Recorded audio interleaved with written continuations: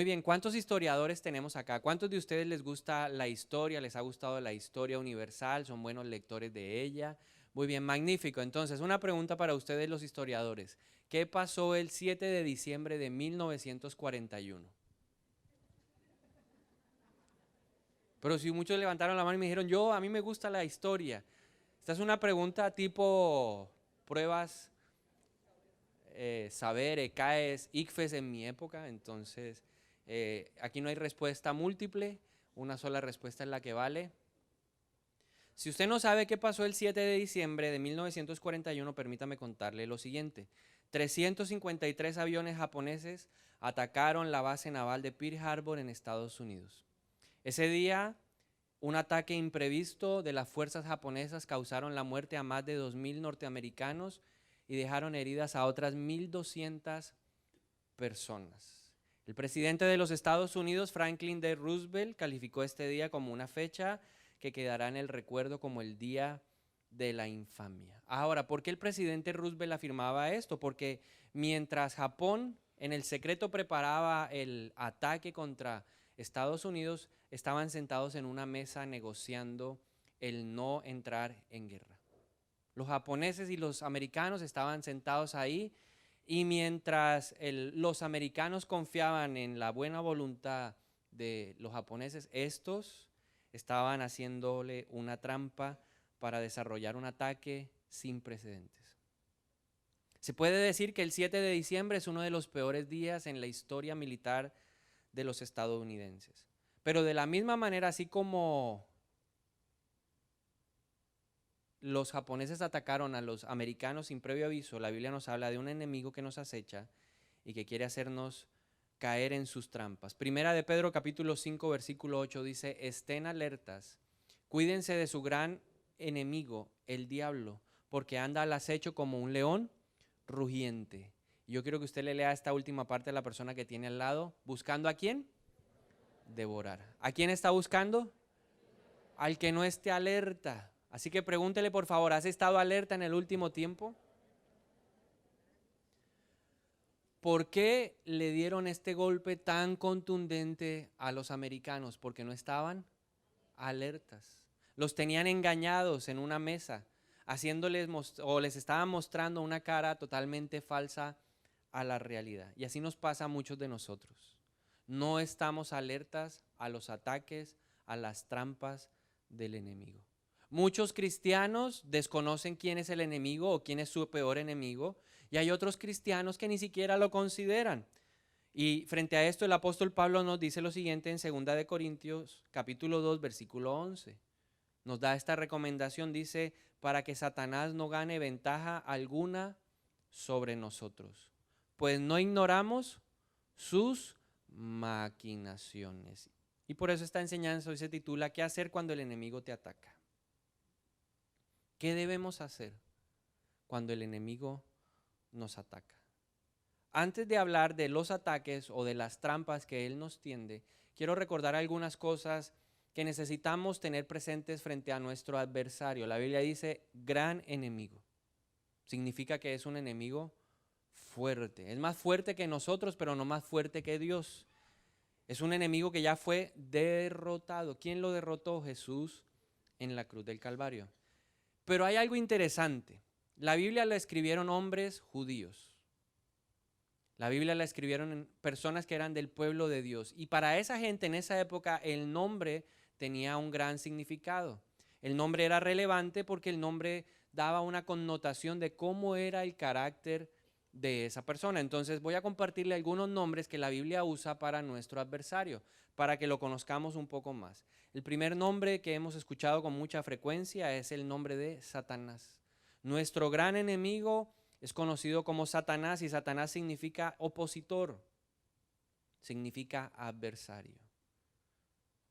Otro nombre y el que más se usa en el Nuevo Testamento es el diablo. Y el diablo, la palabra griega, trata de denotar que es el acusador o el calumniador. Otros nombres usados por la Biblia para nuestro gran enemigo, el tentador, el mentiroso y el homicida, el príncipe de este mundo, maligno, destructor y ladrón. Ahora, quiero hacerle una pregunta con base en estos nombres. Dijimos que el nombre denota el carácter de esa persona, en este caso de nuestro gran enemigo. Dijimos que es el opositor, que es el adversario, que es el acusador, que es el calumniador, que es el tentador, el mentiroso, el homicida, el ladrón, destructor, el maligno, el príncipe de este mundo. ¿Cómo es el diablo en su naturaleza, de acuerdo al carácter de lo que acabamos de ver con base en sus nombres? ¿La naturaleza es benigna o maligna? Entonces diga conmigo, 100% maligno. Nuestro gran enemigo es un enemigo 100% maligno. No hay nada bueno en él. Puede que al principio nos muestre el lado amable, pero al final siempre va a cobrar. De alguna manera el enemigo siempre le va a cobrar a uno lo que hace. Él odia a Dios. Su orgullo lo llevó a levantarse en contra de Dios y quiso ocupar el lugar de Dios. Y él odia todo lo de Dios, todo lo que sea de Dios, él lo odia. O sea que nosotros, como hacemos parte del pueblo de Dios, ¿cuál es el sentimiento de él hacia nosotros? Nos odia. Dígale al del lado, te odia. El diablo nos odia con todo su corazón y va a hacer todo lo posible por destruirnos, porque nosotros ahora somos el pueblo adquirido por Dios. Somos la posesión más preciada de Dios, entonces va a hacer todo lo que esté a su alcance para destruirnos. ¿Por qué muchos cristianos caen en las garras de Satanás? Porque no estaban alertas a sus ataques. El diablo tiene un propósito que el Señor Jesús nos lo muestra en Juan 10:10. Él dice, el propósito del gran enemigo, el propósito del ladrón es matar, robar y destruir. Ese es el propósito de Satanás, matar, robar y destruir. Y Jesús mismo nos presenta el contraste del propósito de nuestro gran enemigo frente al propósito de Jesús. Y Jesús dijo, no, mi propósito no es ese, mi propósito es darles una vida plena y abundante. Entonces, ¿qué busca el enemigo? Matar, robar y destruir, ¿qué? Número uno, él quiere robarnos la libertad. Jesús fue a la cruz para traer nuevamente a nuestra vida libertad. Él quiere robarse el gozo de nosotros que nos permite vivir el propósito para el cual Dios nos creó. Eso quiere robarnos. Él quiere robarnos la libertad que Cristo nos ha dado sobre el pecado. ¿Cuántos creen que son libres de ese pecado, de ese hombre viejo del que hemos estado hablando? Yo soy libre, pero el enemigo quiere robarse esa libertad y quiere hacerme creer que yo no puedo cambiar. El enemigo quiere robarme la libertad de sentir la fidelidad de Dios en mi vida. Él quiere arrebatarme las bendiciones de Dios. Él no quiere que yo disfrute la vida plena y abundante que Jesús ha prometido. De una u otra forma el enemigo busca atacarme para apartarme de Dios y para destruirme. Ahora, teniendo esto claro de quién es nuestro enemigo, conociendo su naturaleza que es 100% maligna, sabiendo que en él no hay nada bueno, que él nos odia y que desea apartarnos de Dios, que el propósito de Dios no se cumpla en nosotros, quiero compartirle 4 trampas que él usa en nuestra vida. La Biblia a través del apóstol Pablo en Efesios capítulo 6, versículo 16 dice que él, como nuestro adversario, tiene dardos encendidos que lanza hacia nosotros. La mayor batalla que libra un cristiano contra el enemigo es en la mente. Así que diga conmigo, la mente, el campo de batalla. En la mente es donde se libran las mayores batallas de nosotros los cristianos. Estas trampas de las que les voy a hablar en esta mañana se concentran en nuestra mente. Usted va a actuar con su imaginación ahora. De un lado estamos nosotros, los cristianos. Entonces levante la mano todo el que es cristiano, el que cree en Cristo, el creyente, el seguidor. ¿Hay algún satánico por aquí en esta mañana? Para ponerlo del otro lado. Entonces levante la mano los que están aquí a mi izquierda. Los cristianos. Muy bien, entonces aquí usted va a imaginar que usted está acá de este lado y del otro lado tenemos el bando adversario que está gobernado ¿por quién? Por Satanás. Él tiene su jerarquía, él es el general. La Biblia dice que hay potestades, principados, potestades, gobernadores, huestes de maldad. De ese lado están todos ellos. De este lado estamos nosotros. Levante la mano el que está de este lado. Levante la mano el que está de este lado. Ok, muy bien. Entonces, de este lado, ¿quién está? Satanás. ¿Qué es lo que hace Satanás? Está alerta, dice que está como un león rugiente presto a devorar. ¿Qué debe hacer un buen soldado?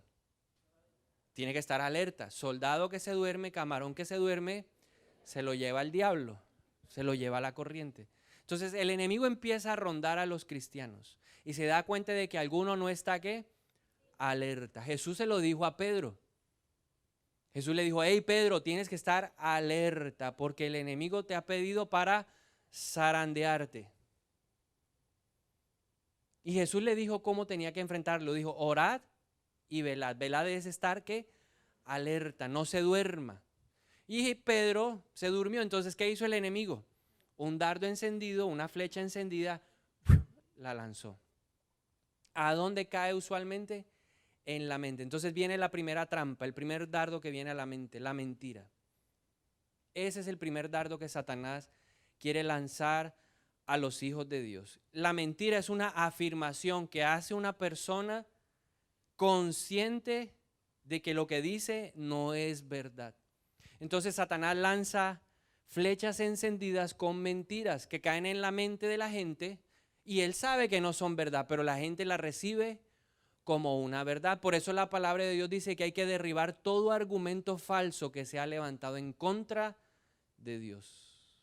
Empezamos a creer cosas que no son verdad acerca de muchas cosas. Pablo dice lo siguiente, 2 de Corintios capítulo 11, versículo 1 al 3. Le está escribiendo la carta y le dice a la iglesia: espero que toleren un poco más de mis tonterías. Por favor, ténganme paciencia, pues los celo con el celo de Dios mismo. Los prometí como una novia pura a Cristo, su esposo único. Pero me temo que, de alguna manera, su pura y completa devoción a Cristo se corrompa, tal como Eva fue engañada por la astucia de la serpiente. Entonces analicemos la mentira que el diablo le vendió a Eva. ¿De qué lado estaba Eva inicialmente? De este lado. En este otro lado estaba el enemigo como un león rugiente presto a devorar a quien estuviera dormido. Entonces se encontró con Eva y le lanzó, vio que Eva estaba como distraída y lanzó un dardo de fuego. Y ese dardo cayó en la mente. ¿Cuál fue la conversación que tuvieron Satanás y Eva? Se le acercó astutamente, sigilosamente y le dijo: bueno, entonces, ¿cómo es que no puedes comer, disfrutar de todo eso? Y ella le dijo: no, de todo esto, de casi todo puedo disfrutar, menos de una sola cosa, de ese árbol. Porque Dios dijo que ciertamente que si yo como del fruto de ese árbol, seré conocedor del bien y del mal y moriré. Ahora, ¿quién recuerda las palabras específicas de Satanás? ¿Cuál fue la afirmación que él sabía que no era verdad y se la dijo a Eva y Eva se la creyó? Una mentira. Le dijo: morir. Ciertamente no morirás. Lo que pasa es que Dios sabe que el día que tú comas de ese fruto serás igual a Dios. Ahora yo le hago una pregunta, ya conocemos la historia. ¿Fue verdad o fue mentira? Era una mentira.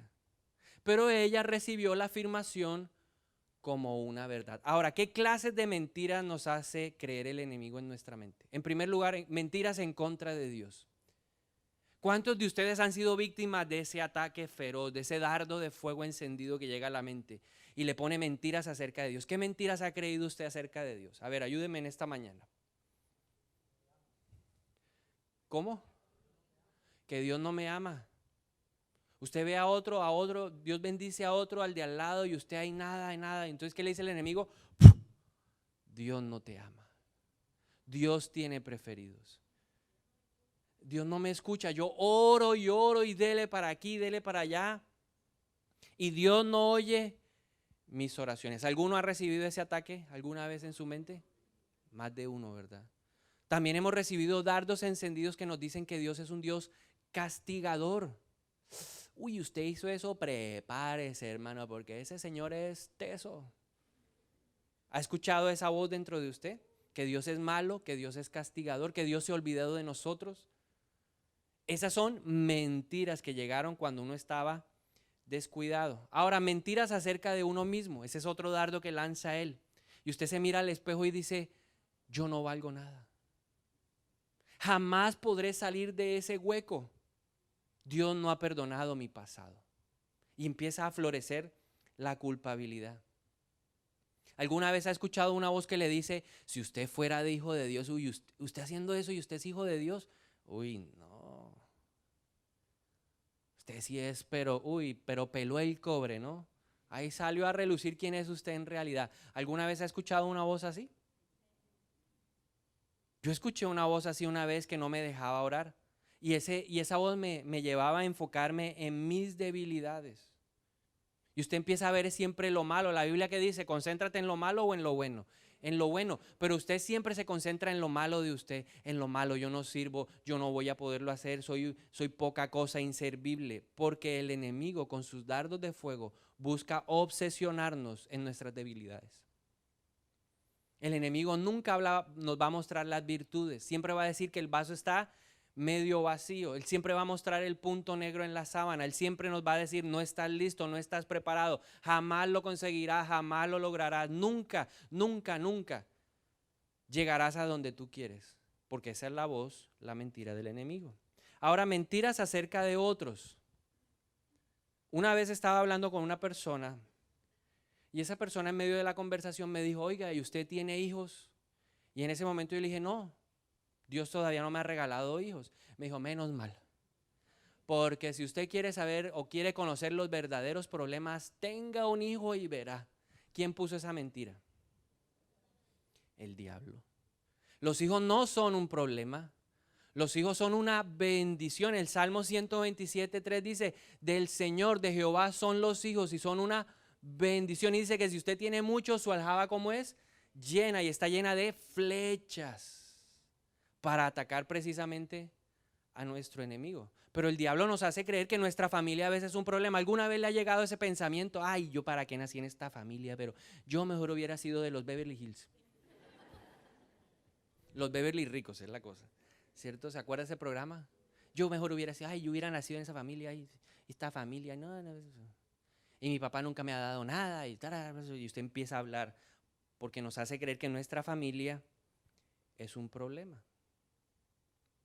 ¿Cuántos de ustedes han recibido este dardo en el trabajo?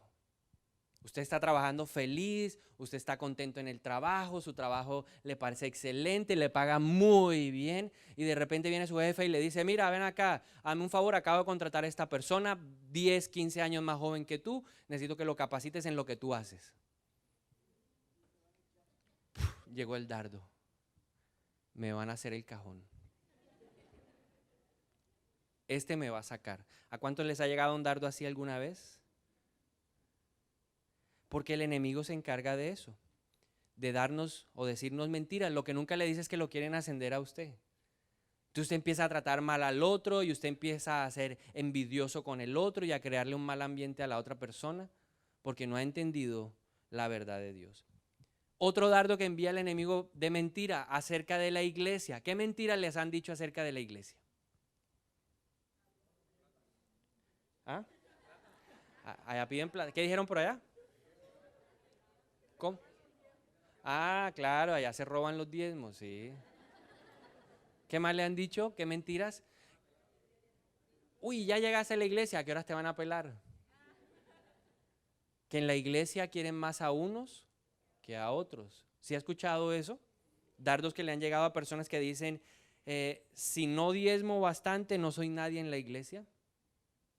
Un dardo muy común del diablo, nunca vas a servir porque necesitas ser más preparado que un yogur.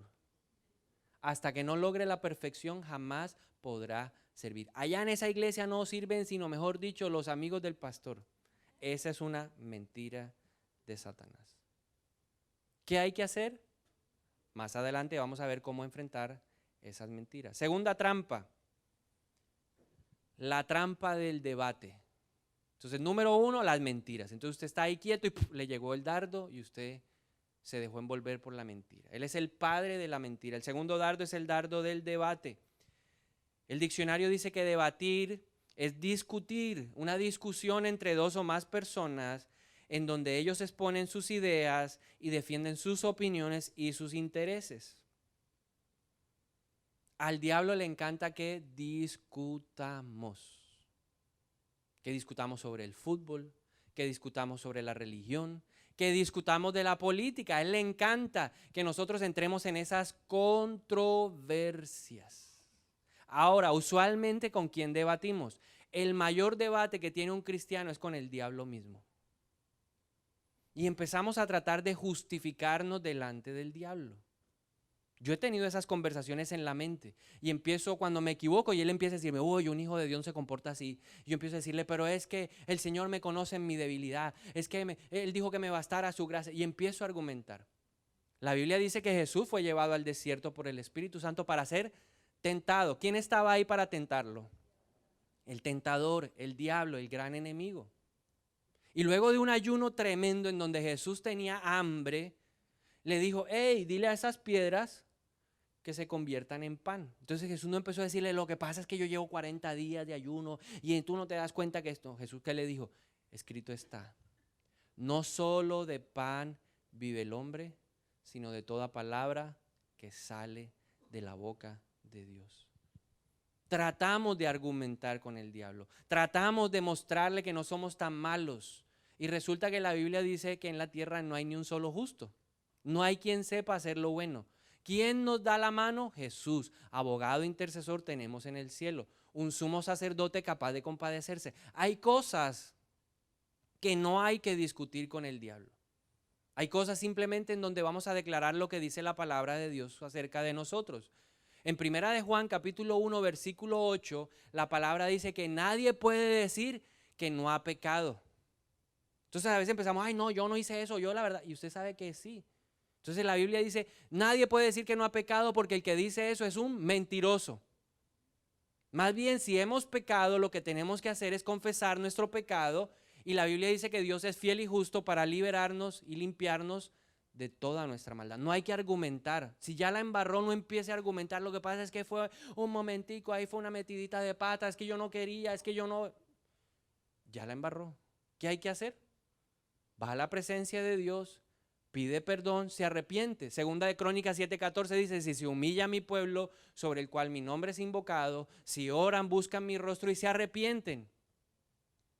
¿Cuál es la consecuencia? Entonces yo escucharé desde el cielo, perdonaré su pecado y sanaré su tierra. No es para discutir, exponer ideas, no es defendernos, porque el único que nos defiende se llama Jesucristo. El enemigo siempre nos va a acusar, el enemigo siempre nos va a señalar. Y una mañana, hace un par de años, por alguna situación, seguramente, lo más seguro es que había peleado con mi esposa y no me había arreglado con ella esa noche. Eso es lo más seguro. No recuerdo exactamente, pero tiene que ser eso. El orgullo en mí no me dejó ir a pedirle perdón. Y al día siguiente me levanté como si nada y traté de orar. Y al lado mío literalmente estaba el acusador. ¿Qué decía el acusador? Pastorcito, pastorcito. Vaya, vaya el pastor, bravo, muy bien. Durmió bravo con su esposa. Y yo empecé a argumentar con él, pero lo que pasa es que ella fue la que tuvo el error. No importa, la Biblia dice que no dejes que tu enojo se ponga sobre ti. Y empezó a argumentar, y yo empecé a argumentar. Ahí desperdicié 1 hora de mi tiempo. Al final, ¿cómo salí? Después de esa hora me sentía más culpable, más miserable, más poca cosa. Incapaz de orar. Y me humillé con todo mi corazón y empecé a llorar y le dije, Dios, yo lo único que necesito es que tú me digas que realmente sí soy perdonado. Y el Espíritu Santo me llevó al libro de Zacarías capítulo 3. Y en el libro de Zacarías capítulo 3 del verso 1 al verso 5 el Espíritu Santo me mostró lo que acababa de suceder. Y más o menos ese pasaje dice así. Dice que el sacerdote estaba delante de Dios y a su lado estaba el acusador. Y entonces el Señor se para y reprende al acusador y dice, yo Jehová te reprendo, acusador, y te vas de aquí, porque yo he sacado a este hombre como un tizón en llamas. Yo he sacado a este hombre de un tizón, como un tizón de las llamas. Y yo sé que sus vestiduras están sucias, viles, significa en pecado. Pero yo ahora le ordeno a mis ángeles a que lo cambien totalmente. Y el versículo termina diciendo, mira Josué, o mira sacerdote Yeshua. ¿No te das cuenta que el Señor cambió tus vestiduras? Ya no son trapos viles, harapientos, sino ahora son vestidos sacerdotales. Y hay una versión que dice que le pusieron un gorro al sacerdote que decía santidad a Jehová. ¿Qué me enseñó el Señor en esa mañana? que yo no tengo que argumentar mi posición como hijo de Dios. Eso es algo que Jesús ganó por mí en la cruz. Y eso es algo fundamental con lo que yo debo siempre empezar mi oración. Y aprendí todos los días que al orar lo primero que debo hacer es confesar mi pecado. Y Él es fiel y justo para perdonarme y limpiarme de toda maldad. Ya no me dejo robar ni un minuto del diablo con la culpabilidad. Porque mientras yo viva en este cuerpo y mientras tú vivas en ese cuerpo vas a pecar. Pero el pecado es simplemente un accidente. Así lo ve Dios desde mi perspectiva. No abuso de la libertad porque mi propósito es que a través del arrepentimiento yo no lo vuelva a repetir. Pero Dios me da libertad en Cristo. Y puedo orar con la libertad de un hijo. Y yo puedo entrar con confianza al trono de la gracia para hallar socorro y misericordia que necesito todos los días de mi vida. Así que dígale no al diablo. Dígale al de lado, dile no al diablo. No debata con el diablo. Aprópiese de la palabra. El diablo quiere convertir nuestra mente en un campo de batalla para que perdamos tiempo. ¿Y con quién más debatimos? Con las personas. ¿Ha visto usted debates en Facebook? Y ahora con el tema de estas marchas, ahí sí que se forman unos debates y uno ve y dice, ¿y qué hace un cristiano respondiendo lo que le responde a una persona? ¿Por qué tenemos que empezarlo a hacer de esa manera? Si las armas de nuestra milicia no son de este mundo. Nosotros peleamos con un arma más poderosa, la oración. Pero queremos entrar, ¿qué? De tú a tú, de igual a igual. Y a mí me pasó una experiencia hace un par de años aquí en la iglesia.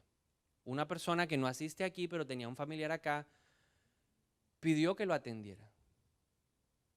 Yo soy consciente que desobedecía al Espíritu Santo que me decía, no lo atienda, no lo atienda, no lo atienda.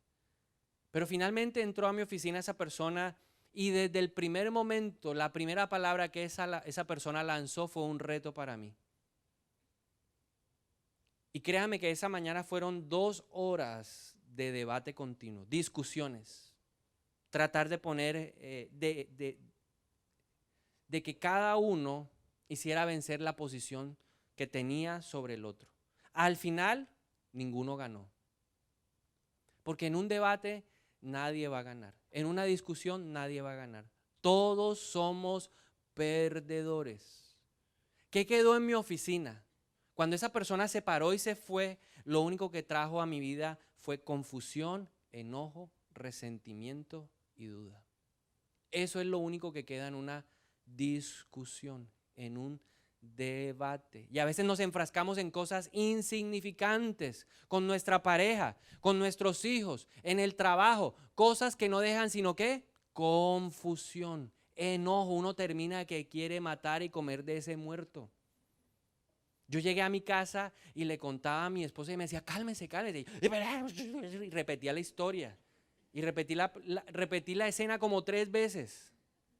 Y no podía encontrarme a alguien porque enseguida quería que soltar la rabia que tenía. Y todos aquí en la iglesia, cálmese. Pero es que esa persona me irrespetó. Esa persona. El debate solo te va a dejar destrucción. Dígale no al debate. No a debatir. No a discutir. Si usted va a ir a la marcha, allá no vamos a ir a discutir si el otro cree o no cree. Allá simplemente vamos a decir, queremos que se nos respete un derecho. Nada más. Los demás que háganlo con su vida lo que quieran, pero nuestros hijos no. Ya. Yo veía hoy en Facebook unos comentarios de iglesias. Yo decía, Dios mío, estamos entrando en el territorio del enemigo. Allá el enemigo es astuto, en la división, en el debate, en la contienda, ahí es astuto. Y la Biblia nos dice que nosotros debemos ser más astutos. Los malos son súper astutos, súper audaces. Nosotros tenemos la sabiduría de Dios. Y Él nos manda a ser audaces como la serpiente, pero mansos como la paloma. Entonces dígale no al debate. La tercera trampa es la división. Trae pensamientos de división. División entre los esposos. División padres e hijos. División trabajadores jefes. ¿Usted ha visto el corrillo de los que se reúnen para hablar en contra del jefe? Yo he estado en esos corrillos y no de jefe. El enemigo lanza el pensamiento, ese jefe sí es malo, ese jefe es perverso, ese jefe es un abusador. Abajo los abusadores, sí, jip, jip, hurra, abajo los abusadores. Y usted se reúne con 2 o 3 más así y usted empieza a crear división. ¿Cómo empiezan las caídas de las iglesias? A través de la división. Uno rebelde empieza a dañar al otro rebelde y el otro rebelde al otro y el otro. Cuando usted ve, se dividió la iglesia. ¿Por qué? Porque una familia dividida, una familia que está en pelea, se desintegra. Ahora, ¿cuál es la artimaña que utiliza el enemigo para traer división? La acusación y la crítica. ¿Qué hace que el cuerpo de Cristo? No hay un lugar más difícil que unir que el cuerpo de Cristo. Qué difícil es unir las iglesias. ¿Por qué? Porque las iglesias juegan a la acusación una con otra, juegan a la crítica una con otra, porque los cristianos nos creemos con el derecho de criticar a los otros pastores. ¿No ha visto usted cómo se llenan las redes sociales de críticas en contra de siervos de Dios? Aún, mire, yo le digo una cosa, yo he aprendido, aún si en ese lugar no es muy bueno, aún dice la palabra que en ese lugar algo se predica de Cristo. Pero también la Biblia nos enseña que cuando criticamos o acusamos a alguien, le estamos robando el lugar a Dios. Tú y yo no nos podemos sentar en la silla de los acusadores,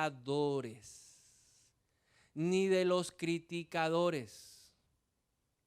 La Biblia tiene muchos ejemplos claros de lo que Dios hace con la gente que critica a un ministro de Dios. Si no, le hace la historia de Coré en el libro de Éxodo. Se levantaron a criticar. ¿O qué más? El pobre Moisés tenía 2 criticadores en su casa, sus hermanitos, Aarón y Miriam. Se pusieron a criticar, ay, Moisés se cree ahora el ungido de Jehová, ay, mírelo, ay, no hay cómo habla, y entonces ahora él tiene la última palabra, la verdad solo es de él. Y empezaron a criticarlo. Y Dios, que todo lo ve, se levantó y defendió. Porque la Biblia dice, ay de aquel que se mete con uno de mis hijos. Entonces permítame darle un consejo de vida que yo aprendí del Espíritu Santo. No critique a nadie. Menos si es una iglesia, menos si es un pastor. Si a usted no le gustan sus formas, perfecto. Pero nunca se levante a criticarlo. Nunca hable de otra iglesia. Nunca. Guárdese, dígale al de lado, me voy a guardar de ese mal. Solo 3 que se van a guardar de ese mal. Los demás están entonces listos. Dígale, yo no voy a hablar mal de otra iglesia. Que Dios lo guarde y que Dios me guarde de caer en ese mal. Porque eso lo único que hace es traer división. No se convierta en el experto de Facebook que critica todo lo que sale. Aquí está el falso profeta, apóstata. Gamaliel en el libro de Hechos capítulo 4 le dio un consejo a la gente que quería criticar, que quería destruir algo que sí era de Dios. Los discípulos estaban creciendo, los apóstoles estaban predicando, dice la palabra en el libro de Hechos capítulo 3 que Pedro predicó. ¿Y cuántos se convirtieron en una sola tanda de esa predicación? 5,000. Y la gente, los líderes religiosos empezaron a asustarse con el movimiento. Y entonces se los llevaron presos y luego los sacaron y dijeron, prohibido volver a hablar de ese Jesús. Se acaba esa historia de Jesús. Y los tipos dijeron, nosotros no estamos para agradar al hombre. Nosotros estamos para agradar a Dios. Y los tipos quedaron preocupados. Todos esos religiosos quedaron preocupados. Y entonces hicieron una junta de pastores y líderes de esa iglesia. Y se pusieron a discutir qué hacemos con esa gente. Los acabamos y entonces Gamaliel, un hombre inteligente, un hombre que tenía la sabiduría del Espíritu en ese momento dijo lo siguiente, mire, ya hemos enfrentado movimientos como ese. Y empezó a mencionar los movimientos que ya se habían levantado. Esos mismos movimientos al poco tiempo desaparecieron. Esperemos, si este movimiento es de Dios, continuará. Si este movimiento no es de Dios, no continuará y desaparecerá. ¿Qué tal que estemos peleando con Dios? Y lo mismo le digo a usted en esta mañana, ¿qué tal usted criticando al uno, al otro y esa persona esté respaldada por Dios? ¿Con quién está peleando usted? Ah, es que ese jefe, ¿qué dice la Biblia acerca de las autoridades? ¿Quién impone las autoridades? Dios. Y usted se está levantando contra una autoridad. Mire, aunque le pique la lengua, aunque usted diga se lo merece, no puede hablar del presidente.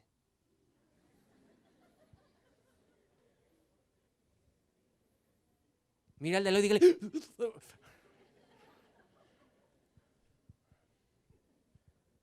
¿Quién es feliz con todo lo que está pasando con el plebiscito? ¿Quién es feliz? ¿Quién es feliz? El príncipe de este mundo. Él es feliz de que haya la mitad de un lado y la mitad del otro. Él es feliz. División. Divide y reinará. La palabra dice: una nación dividida está condenada al fracaso. Él es feliz y nosotros felices ahí atrás. Sí, yo estoy. Ore. Y dígale a Dios: Dios, ¿qué debo hacer? Yo estoy, Señor, ¿qué debo hacer? Dime, tú conoces el futuro. Pero no puedo salir ahí a decir a dos voces sí o no y hablar mal del otro. Dígale no a la división. Y finalmente el último enemigo son las dudas acerca de Dios. Entonces te llena de mentiras, te hace ser una persona que discute, que debate todo, te llena de división y finalmente crea dudas acerca de Dios. ¿Qué dudas ha traído el enemigo a tu mente acerca de la Biblia? Dígame la verdad. ¿Qué le ha dicho el diablo acerca de la Biblia? Uy, ese libro es viejo. Eso se escribió.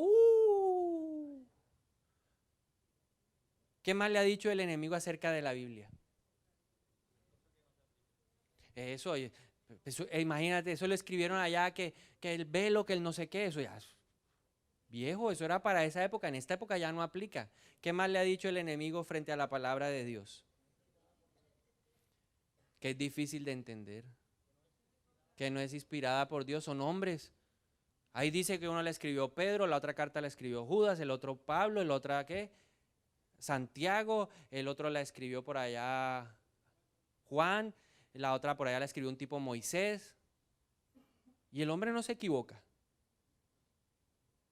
Y usted empieza a ver errores en la Biblia. Ay, pero allá dice un endemoniado en Mateo, y cuando uno lee en el libro de Lucas habla de 2 endemoniados. Ahí hay error.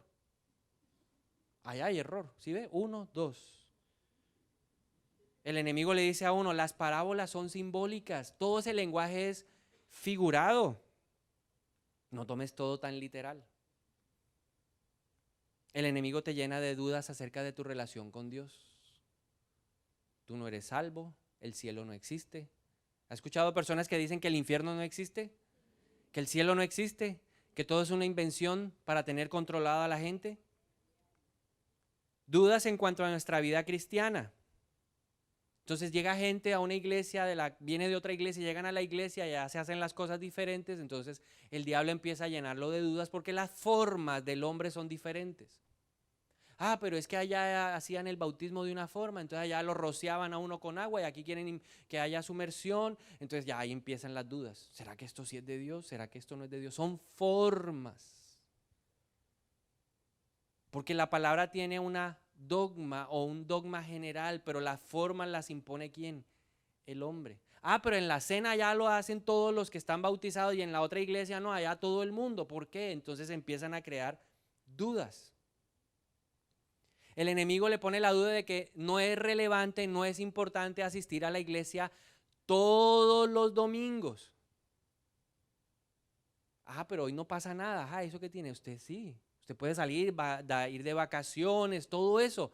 Pero la Biblia dice: no dejen de congregarse como algunos tienen por costumbre. Si lleváramos una lista, ¿cuántas inasistencias tiene usted este año? Y pregúntese: ¿por qué no vino? ¿Cómo enfrentar a este enemigo? Santiago 4:7 dice lo siguiente: someteos pues a Dios, resistid al diablo y el diablo huirá. Precisamente lo que estamos haciendo acá. ¿Quién cree que quiere que todo salga mal hoy? Levante la mano y diga: el diablo. Ahí sí nos le estamos metiendo al rancho. Le estamos dando palabra para que usted sea libre. La Biblia dice: conocerás la verdad y la verdad te hará libre. Entonces la Biblia dice a través de Santiago, sométanse a Dios. Someteos pues a Dios. ¿Qué significa someterse a Dios? Significa escuchar la Biblia o escuchar la palabra de Dios y obedecerla. Si usted aprende a escuchar y a obedecer, usted va a aprender a resistir. Hay gente que escucha y no obedece. Hay gente que ha escuchado la palabra y no obedece. ¿Qué prefiere Dios, sacrificios u obediencia? Obediencia. La obediencia trae bendición. Cuando uno aprende a obedecer, por dentro o dentro de uno, el Espíritu Santo se empieza a fortalecer y nos hace personas capaces de resistir. ¿Resistir qué significa? Aguantar. Vea lo que el Espíritu Santo me ha enseñado a lo largo de algunos años.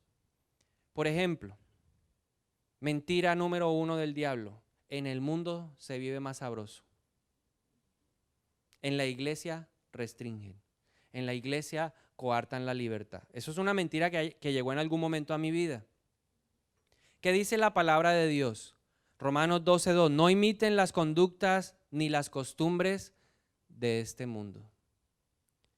Más bien dejen que Dios los transforme en personas nuevas al cambiarles la manera de pensar. Entonces, ¿dónde se pasa mejor? ¿En el mundo o en la casa de Dios? En la casa de Dios. No imites al mundo ni las conductas de este mundo. Entonces aprenderás a conocer la voluntad de Dios para ustedes, la cual es buena, agradable y perfecta. Cuando alguna persona se me acercó en algún momento y quiso discutir conmigo acerca del creacionismo versus el evolucionismo, los evolucionistas creen que el hombre procede ¿de quién? De chita, de un mono, ¿cierto? Entonces el cristiano por allá adentro se revuelve y dice, ¿cómo es posible? Y usted empieza a argumentar. Pero el Señor me dijo un día en Hebreos 11:3, por la fe entendemos que todo el universo fue formado por orden de Dios. De modo que lo que ahora vemos no vino de cosas visibles. Tranquilo. El Espíritu Santo me dijo, la verdad se defiende sola. Hay gente que puede ver todas las pruebas científicas que demuestran que Dios sí existe y van a seguir negándolo. Niegan el hecho más sencillo, dice Romanos capítulo 1. Ven la creación y niegan a Dios. Mire el cielo de Montería. Un atardecer en Montería no muestra la gloria de Dios. Dice, los cielos cuentan su gloria. Todo lo que vemos, ver a la persona que tenemos al lado.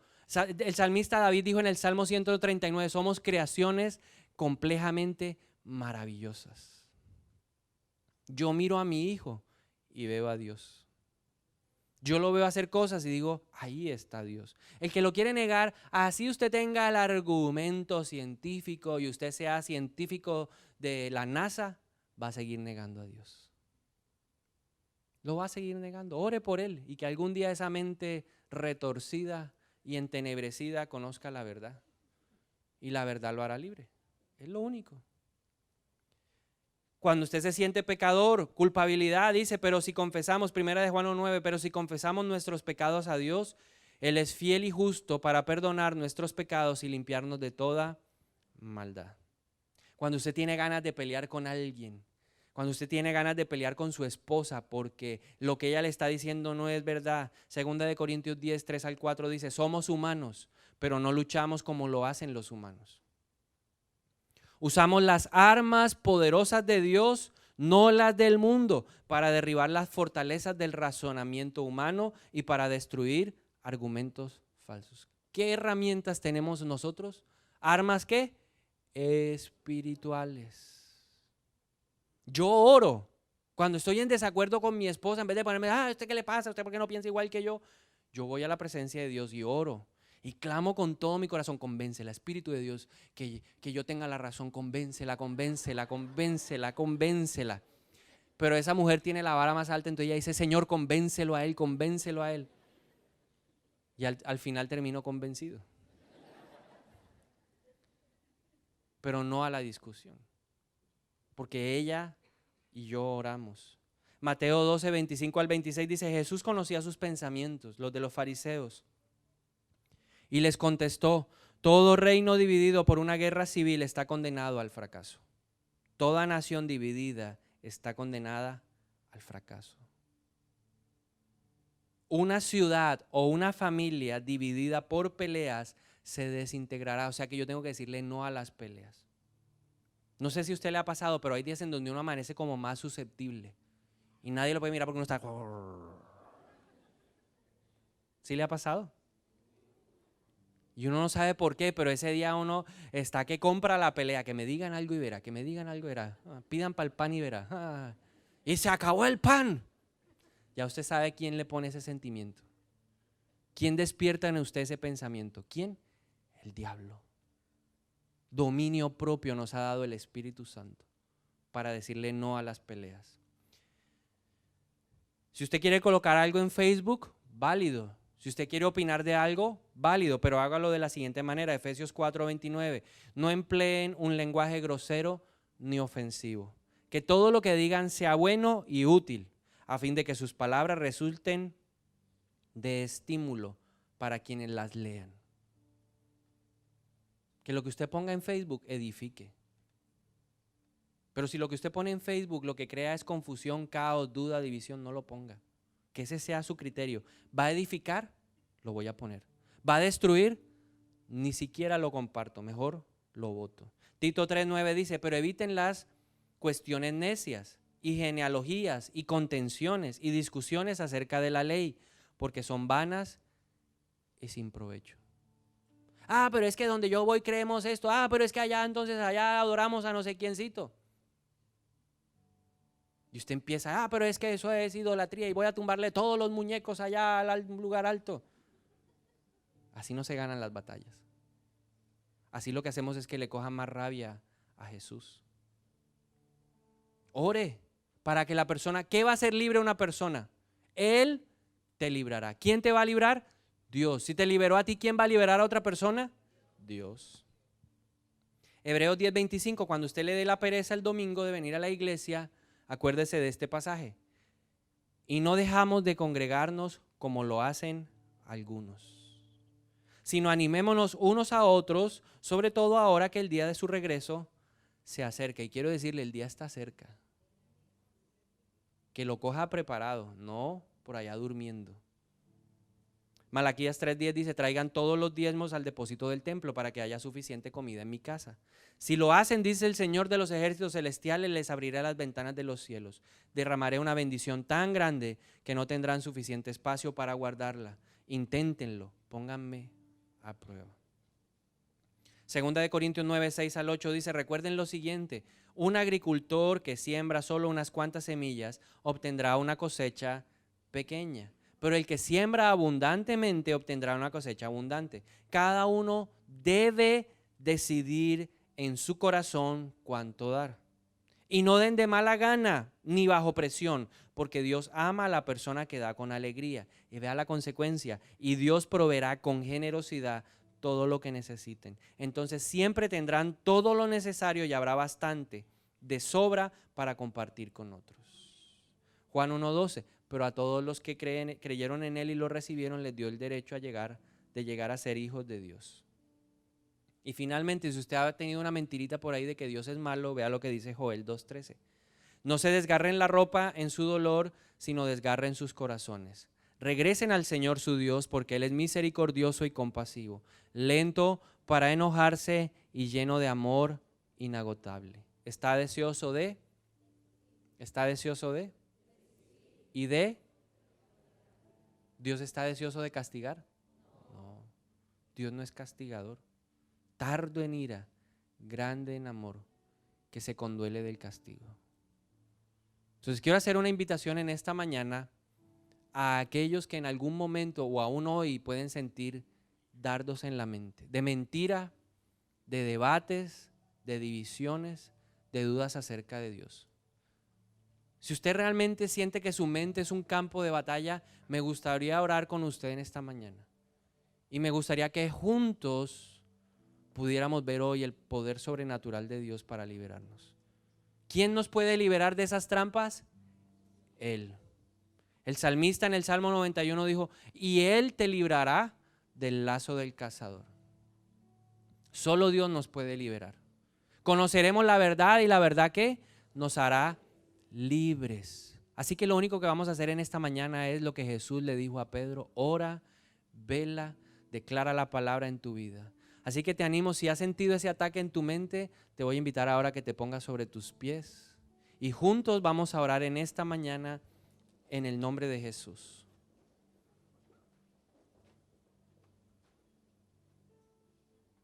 Gracias, Señor, porque en tu nombre podemos derribar argumentos falsos. Porque en tu nombre hoy podemos derribar las mentiras acerca de ti, acerca de nosotros, acerca de nuestra relación contigo. Creemos que tú eres un Dios perdonador y no castigador. Hoy derribamos todo argumento falso en contra de Dios en este lugar. Toda duda acerca de la palabra yo lo derribo en el nombre de Jesús.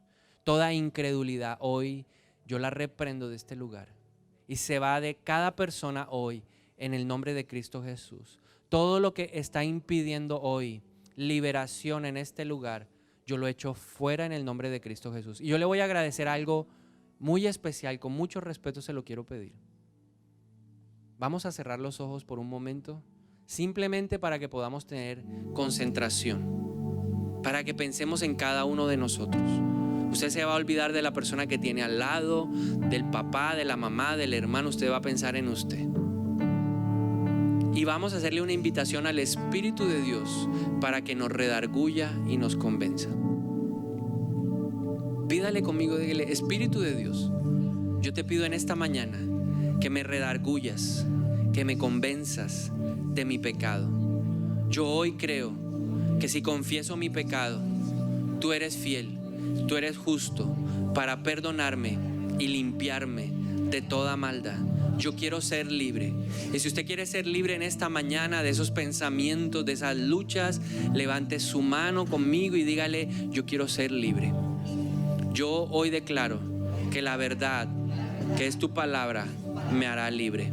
En el nombre de Cristo Jesús, yo hoy confieso mi pecado. Y permita ahora que la voz del Espíritu Santo le hable a su corazón. Confiesa. El mayor engaño es creer que nadie ha pecado. La Biblia lo dice: nadie puede decir que no ha pecado. Todos hemos pecado. Con los ojos, con la boca, con las manos, con los pensamientos. Pero también creemos que tú eres fiel y justo, Padre, para perdonarnos y limpiarnos de toda maldad. Que la obra de Jesús fue completa y es suficiente en este tiempo para perdonarnos. Aunque mi pecado fuere rojo como el carmesí, tú lo dejas blanco como la nieve. No importa, Señor, tú lo llevas al extremo de que aún el pecado puede ser de asesinato, pero si el corazón se arrepiente como el de David, tú empiezas a llamar a esa persona como alguien conforme a su corazón. Y yo lo creo en esta mañana, que yo pude haber hecho lo peor de lo peor, yo pude haber sido lo peor de lo peor, pero si hoy me humillo delante de ti, si yo te busco de corazón, si me arrepiento, yo sé que hoy perdonarás mi pecado y sanarás la tierra. No importa, no escuches más la voz del enemigo, la voz mentirosa que te dice: jamás Dios perdonará un pecado así. Yo hoy creo lo que dice la palabra y me declaro limpio en el nombre poderoso de Jesús. Yo reprendo al acusador. Reprendemos en esta mañana ese espíritu de culpabilidad que nos hace creer que no podremos recuperar el tiempo. Ya eso pasó, pero con Dios las cosas son hechas nuevas. Soy una nueva criatura. Todo lo viejo queda atrás. Yo lo echo fuera hoy. Lo viejo queda atrás. Me desligo, me desprendo del pasado. Yo sí soy una nueva criatura en Cristo Jesús. Yo sí puedo cambiar, yo sí puedo pensar diferente, hablar diferente, porque Él que empezó la buena obra en mí la va a perfeccionar, porque la palabra de Dios jamás vuelve vacía. Todo lo que Él habla se cumple y se hará en mi vida, en el nombre poderoso de Jesús. Ahora, así como me pasó a mí un día, declárelo usted: ahora tengo vestidos nuevos, tengo ropa nueva. Antes mi olor era olor de pecado, pero hoy huelo al cielo, huelo a un hijo de Dios. Porque la Biblia dice que si tú has puesto tu confianza en Jesús, Él te da el derecho y nadie te lo va a quitar. Así que cierra los ojos, levanta la mano y declara hoy conmigo: soy hijo de Dios, soy perdonado, soy justificado, soy santo, soy heredero, soy coheredero. En el nombre de Cristo Jesús, soy templo del Espíritu Santo de Dios. Él está en mí ahora. Y si ahora Él está en mí, mayor es Él que el que está en el mundo. Derribamos ahora toda mentira acerca de Dios. Toda mentira en la mente acerca de Dios, yo la reprendo y la echo fuera hoy. Y usted renuncia ahora. Renuncia a las mentiras acerca de Dios. Renuncia acerca de las mentiras acerca de la palabra de Dios. Renuncia ahora, échelo fuera, fuera, fuera, fuera. Se va de mí. Todos esos pensamientos se van de mí. En el nombre de Cristo Jesús. Todo lo que se opone a la verdad de la palabra de Dios se va hoy, fuera, fuera. La palabra de Dios es verdad. En el nombre de Jesús. Yo creo lo que dice la Biblia. En el nombre de Jesús. Fuera, fuera, fuera, fuera, fuera. Se va. Se va la incredulidad de este lugar. Se va la duda de este lugar. Se va la racionalidad. En el nombre de Cristo Jesús. Fuera, fuera. Porque vamos a crear la atmósfera sobrenatural de Dios. Y creemos en un Dios hacedor de milagros. Así que la duda, te vas. Si usted está batallando en la mente, dígale a esa mente hoy: duda, te vas. Incredulidad, te vas. Fuera, fuera. No vas a hoy a tener aquí lugar ni partida. Fuera en el nombre de Cristo Jesús. Ahora mismo en la autoridad de Cristo reprendemos todo espíritu de división, todo espíritu de contienda, de pelea, de pleito en nuestra casa, y empiece a echarlo fuera de su cuarto. Yo echo fuera de mi casa la división, las peleas, las contiendas, las disensiones, las rivalidades. Fuera en el nombre de Cristo Jesús. Yo echo fuera de esta iglesia la rivalidad, la disputa. Fuera en el nombre de Cristo Jesús. Fuera en la autoridad de Jesús. Reprendemos todo espíritu que quiere desintegrar nuestra casa, nuestro trabajo, nuestra familia, nuestra iglesia. Padre, oramos en esta mañana por Colombia y reprendemos el espíritu de división que quiere gobernar en esta nación. Fuera, te vas. Te vas, Satanás, de Colombia. Te vas con tus huestes de maldad, de peleas, de disputas, de rivalidades, de contiendas. Fuera de Colombia. En el nombre de Cristo Jesús. Satanás no tiene lugar ni partida en mi vida. Satanás no tiene lugar ni partida en mi casa. Satanás no tiene lugar ni partida en esta iglesia. Satanás no tiene lugar ni partida en Colombia. Hoy retrocedes. Te vas en el nombre de Cristo Jesús. Por un camino viniste, pero hoy en la autoridad de Cristo yo ordeno que se vayan por 7 distintos. Y declaro hoy que cada corazón es libre de la pelea, de la contienda, de la disensión, de la rivalidad. Reprendemos en esta mañana en el nombre de Cristo Jesús todo espíritu que quiere venir a enseñorearse en este lugar. Todo espíritu que quiere robarse la gloria de Dios, yo lo reprendo y lo echo fuera en el nombre de Cristo Jesús. Todo espíritu que quiere venir a intranquilizar, que quiere venir a bloquear, que quiere venir a traer estupor, yo lo reprendo en esta mañana en el nombre de Cristo Jesús. Todo espíritu que se opone a la manifestación gloriosa de la presencia de Dios, yo lo reprendo en esta mañana y se va de esta iglesia ahora, se va de este lugar ahora. Suelta la vida de cada persona hoy, Satanás.